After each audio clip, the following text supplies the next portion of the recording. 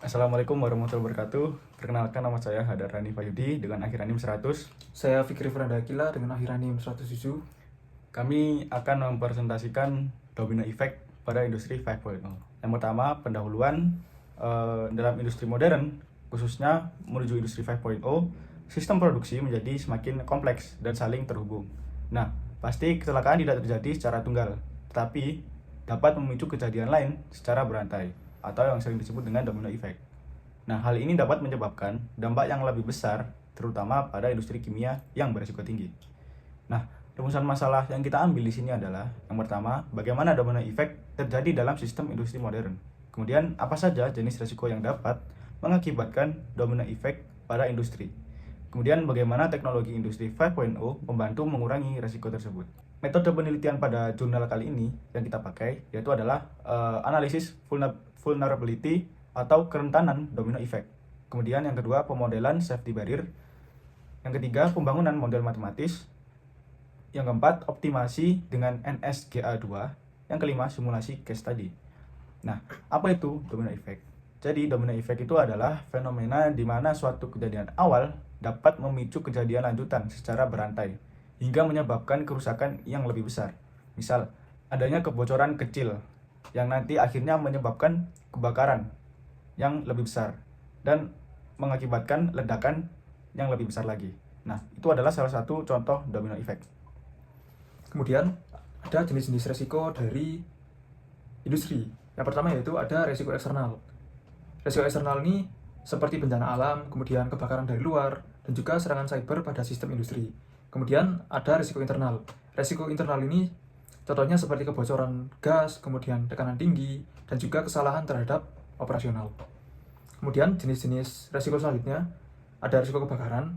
Nah, resiko kebakaran ini disebabkan oleh bahan-bahan yang mudah terbakar, seperti gas. Kemudian, resiko kebakaran ini menjadi pemicu utama dari domino effect pada industri. Kemudian, kebakaran ini dapat menyebar ke unit lain. Selanjutnya ada resiko ledakan. Ledakan ini terjadi akibat tekanan tinggi atau gas. Kemudian, dampak dari ledakan ini sangat besar dan juga cepat penyebarannya. Kemudian, ledakan biasanya lanjutan dari kebakaran. Kemudian ada resiko operasional. Yang pertama ada mesin atau peralatan industri yang rusak. Kemudian human error atau kesalahan pengguna saat sistem operasional. Kemudian sistem digital yang error. Setelah itu hasil penelitian. Hasil penelitian yang pertama di sini yaitu metode yang diusulkan terbukti efektif. Kemudian penurunan resiko domino effect yang sangat signifikan yang berada di 94,3%. Kemudian identifikasi unit yang paling berbahaya. Selanjutnya trade-off optimal antara biaya dan juga keamanan.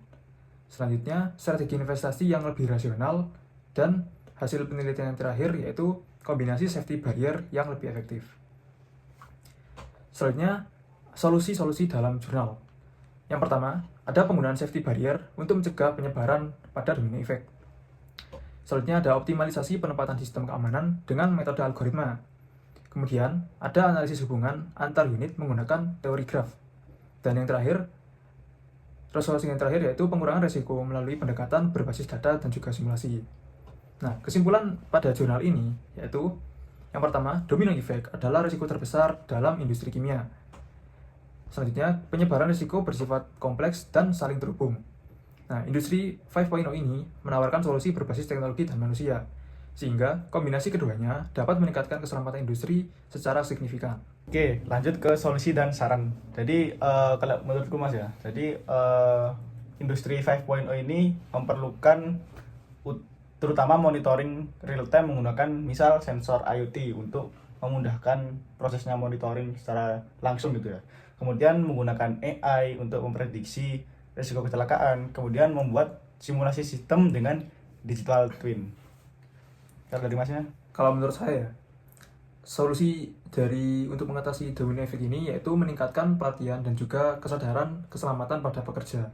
Nah, meningkatkan pelatihan dan kesadaran ini digunakan untuk meminimalisir risiko-risiko terjadinya kecelakaan kerja pada sebuah industri.